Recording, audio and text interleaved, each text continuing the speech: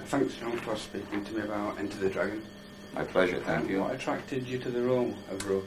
Well, actually, it wasn't the role that attracted me to the project so much as the feeling that the martial arts, which I have been somewhat connected to over a number of years, on and off, that was really a very, very narrowly located matter. Few people were interested in it.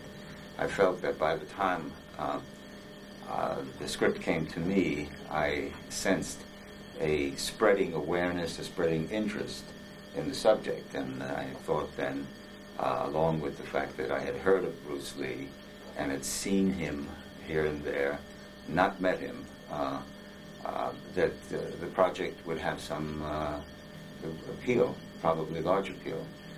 It had greater appeal than I ever expected, but I thought it was going to be, the time had come that the public would be interested in this.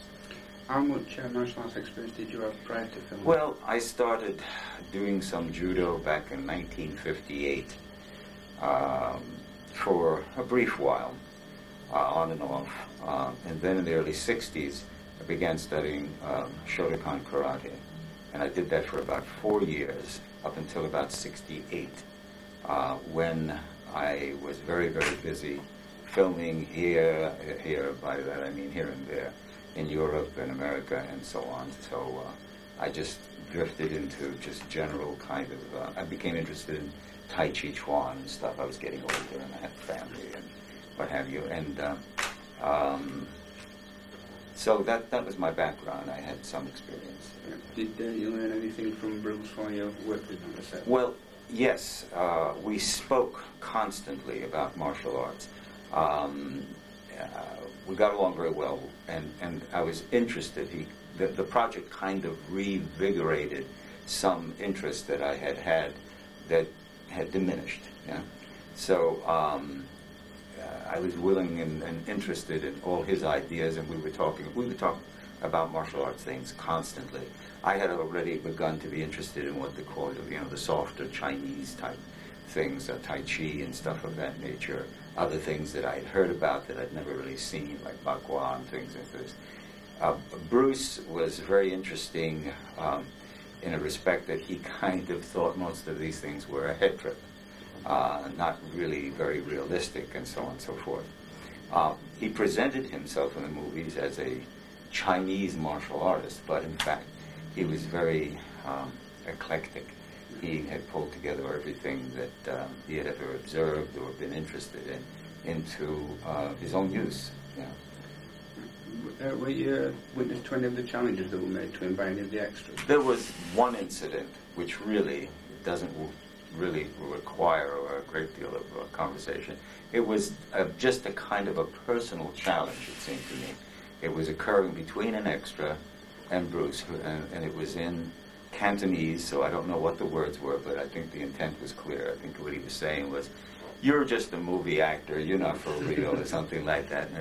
And there were a whole bunch of extras around listening to this, so it was obviously a verbal challenge that he felt that he had to deal with. And he said, "Well, all right, come on down and show me what you're going to do." And he just quickly smacked him across the side of the face, and the kid got, I suppose, the kid really almost the equivalent of a bloody nose. He put his hands up, and that was it.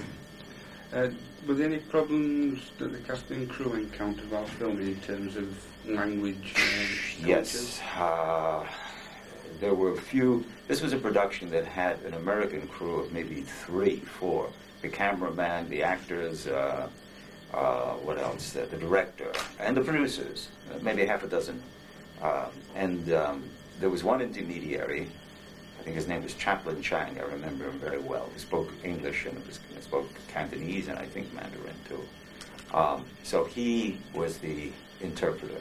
Yeah. And a lot of things didn't get interpreted properly. I mean, things that were intended to be built for the set that were models came as models, and then had to be, "Oh no, we meant for real," or something like that. Things of this nature just got lost in the translation and were funny. Yeah. And they went back to building it. Oh, okay. And so they went back, a crew of God knows how many, and produced whatever was to be made. Did Bruce ever act as a mediator between the Chinese and the American film crews? I'm sure he did constantly. Yeah, he was pivotal in the whole project. It was built around him. The Warner Brothers involvement was built around Bruce. He was known to the heads of the studio. I can't remember what the guy's name was right now. So he was in between. He also represented names now. What was it called? Concord or something? Concord, yeah. Concord? I can't remember the guy's name, the producer. Became kind of famous later on. Paul? No. That's the American side. I'm thinking of the Chinese. Raymond Chow. Raymond Chow, okay. He and Raymond were partners, I seem to recall. So he was obviously in the middle of all kinds of decisions being made. And as far as the choreography of the fight scenes, he did all of it. Of course, there was sometimes we made some suggestions when he saw what I was capable of or not capable of. We made adaptations to scenes and things like that. Were you aware that Anna Capri, who played Tanya, shot some footage on the set of the film with an 8mm camera? Later, I think I met her somewhere, and she said she had this footage and was wondering, this is some years ago, she mentioned in a telephone conversation, as to what to do with it. And I don't remember what came of it, but I don't think I've ever seen it. There were rumoured to be many hours of footage shot on the set of Into the Dragon. They were to be made in a documentary. They used about 10 minutes of that footage. Do you recall that footage being shot? Not really. I don't know what was intended for documentary purposes, and none of it has come up. None of it has been Have you shown. seen the Robin's Nest documentary? I don't think so. It's on the American DVD. I haven't seen that. It's like Making of Enter the Dragon. It's just that there were rumoured to be a lot more that ended up somewhere, but nobody knew where it was. When you ask that question, what really comes to my mind is that at a certain point, after I had decided that this was a project that was going to work very well, or that it was going to have an audience appeal, I reread the script, and I wasn't quite confident that it was wasn't an acting role enough for me, because it was as a script, it was more like a treatment. I think it was about 45 pages or something like that. And everything was sketched in. And I began to have second thoughts, and I called the producers. I said, I think you guys could just get a stunt guy to do this role.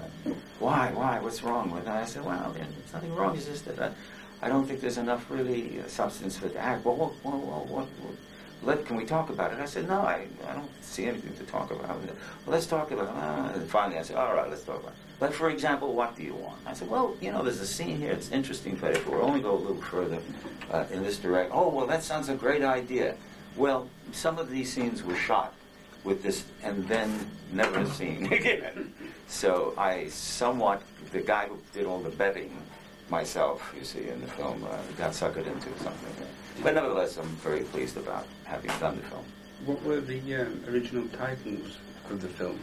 As far as I remember, it was always Enter the Dragon. No, Blood and Steel? Oh, gosh. The one, that was Island.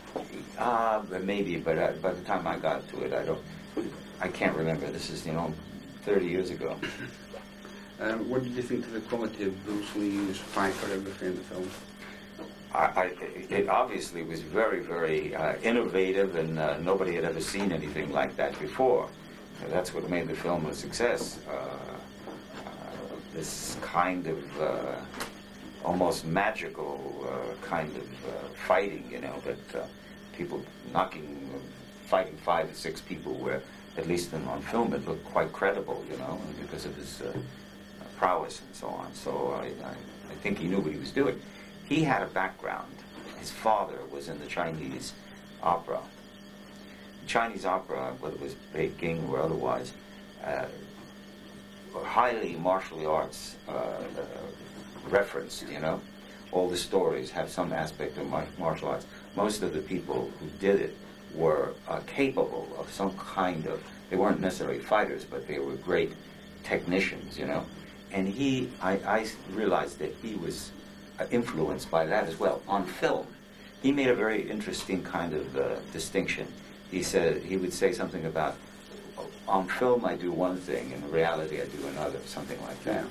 And some of the things go back to the Chinese opera.